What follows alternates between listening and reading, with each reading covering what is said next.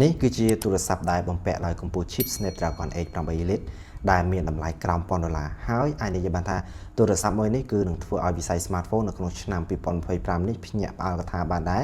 ជាមួយនឹង flagship phone របស់ Xiaomi គឺ Xiaomi 15 ឥឡូវនេះ Xiaomi បានធ្វើការដាក់សម្ពោធ Xiaomi 15 series ជាផ្លូវការហើយដែលជាតួឯក smartphone របស់ Xiaomi តែម្ដងជាក់ស្ដែងគឺទូរស័ព្ទមួយនេះ Xiaomi 15គឺខ្ញុំបានតេស្តដោយផ្ទាល់ដៃតែម្ដងហើយគ្រប់ពេលដែលខ្ញុំបានកាន់ទូរស័ព្ទមួយនេះហ្នឹងគឺខ្ញុំមានអារម្មណ៍មួយពេញចិត្តដែលពិបាកនឹងពណ៌នាខ្លាំងមែនទែនដោយសារតែគុណភាពនិង performance របស់ទូរស័ព្ទមួយនេះគឺតាក់ទាញចិត្តខ្ញុំខ្លាំងមែនទែន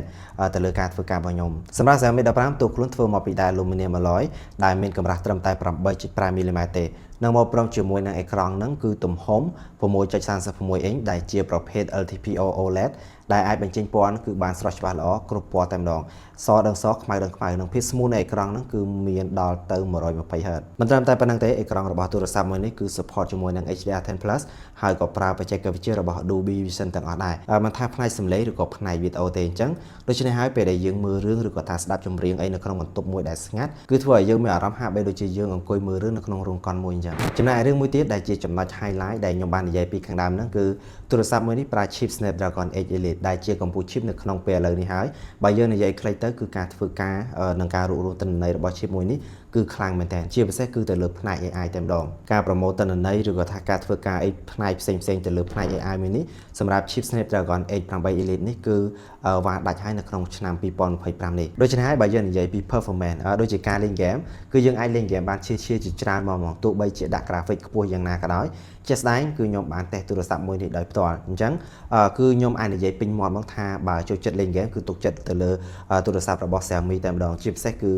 Xiaomi 15មួយនេះគឺខ្ញុំឲ្យបន្ទុកពេញតែម្ដងចំណែក storage វិញសម្រាប់ Xiaomi 15មួយនេះគឺមកជាមួយនឹង memory ហ្នឹងគឺចាប់ពីទំហំ 256GB និង RAM ចាប់ពី 12GB ឡើងទៅដូច្នេះហើយបូករួមជាមួយនឹង chip ខ្លាំង GPU និង CPU ធំជាងមុនទៀតអញ្ចឹងមិនចម្លែកទេដែលខ្ញុំហ៊ាននិយាយថាអ្នកទាំងគ្នាមិនចាំបាច់បារម្ភទេទៅលើ Xiaomi 15 Ultra មួយនេះចំណុចមួយទៀតដែលធ្វើឲ្យខ្ញុំពេញចិត្តទៅលើទូរស័ព្ទមួយនេះគឺទៅលើកាមេរ៉ាតែម្ដងសម្រាប់កាមេរ៉ារបស់ Xiaomi 15នេះគឺមាន lens 3គ្រាប់មែនកាមេរ៉ាហ្នឹងគឺមានទំហំ 50 megapixel និង aperture 1.6 ហើយ lens telephoto គឺមានទំហំ 50 megapixel និង aperture 2.0 មាន optical zoom នឹងបានគុណនឹង3និង digital zoom នឹងគឺបានគុណនឹង60និងមាន lens ultra wide នឹងគឺមានទំហំ50 megapixel ដូចគ្នាហើយ aperture នឹងគឺមានទំហំ 2.2 ចំណែកកាមេរ៉ាមុខវិញគឺមានទំហំ32 megapixel និង aperture នឹងគឺ 2.0 សម្រាប់ការថតវីដេអូរបស់ទូរស័ព្ទមួយនេះហ្នឹងក៏មិនnóiដែរចំពោះ main camera ហ្នឹងគឺយើងអាចថតបានដល់ទៅទំហំ 8K 30 frame បើថត 4K វិញគឺយើងអាចថតបានដល់ទៅ60 frame បើថត slow motion វិញគឺយើងអាចថតបានដល់ទៅ 4K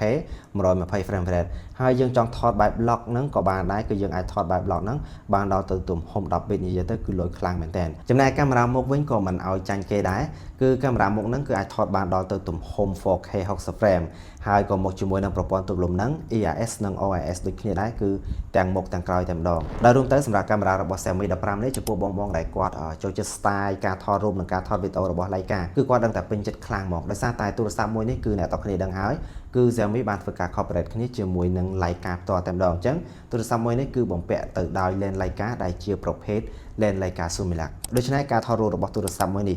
រូបភាពចេញមក color និង texture របស់រូបភាពហ្នឹងគឺចេញមកដឹងតែភ្លឹងតែម្ដងតែយើងមិនចាំបាច់ចូលទៅក្នុង app ផ្សេងដើម្បីទៅ edit បន្ថែមទៀតទេទោះបីជាពេលយប់ក៏ដោយនិយាយទៅបើបងដែលគាត់ស្គាល់កាមេរ៉ារបស់ Leica គឺបងនឹងដឹងច្បាស់ត្រង់ចំណុចហ្នឹងតែម្ដងដោយខ្ញុំមិនចាំបាច់និយាយរ៉ាយរ៉ាប់ច្រើនទេអូនៅចំណុចមួយទៀតដែលខ្ញុំភ្លេចនិយាយគឺតកតនឹងការ zoom អញ្ចឹងសម្រាប់ការ zoom របស់ Xiaomi 15នេះគឺអាចនិយាយបានថាបើល្មមគឺដឹងតែដាច់ផ្ងារបស់ Xiaomi 15នេះតែម្ដងដោយសារតែការ zoom បើយើងនិយាយឲ្យមែនទៅពេលដែលយើង zoom គុណនឹង60ដោយកម្លាំង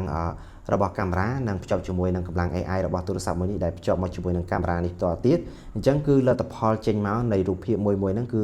យើងអាចដឹងថាអ្វីជាអ្វីគឺយើងអាចទទួលយកបានសម្រាប់ទូរស័ព្ទមួយនេះគឺមានទំហំថ្មហ្នឹង 5400 mAh support ជាមួយនឹង fast charge ហ្នឹងគឺបានរហូតដល់ 90W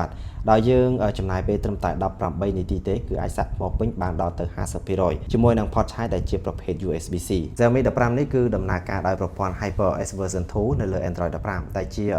version ចុងក្រោយគេបង្អស់ហើយតែមាន interface និងមានចំណុចទាក់ទាញច្រើនមែនទែនហើយការធ្វើការហ្នឹងក៏ខ្លាំងនិងឆ្លាតជាងមុនដែរជាពិសេសហ្នឹងគឺទៅលើមុខងារ AI ទាំងប្រមាណដែលយើងត្រូវការហ្នឹងគឺ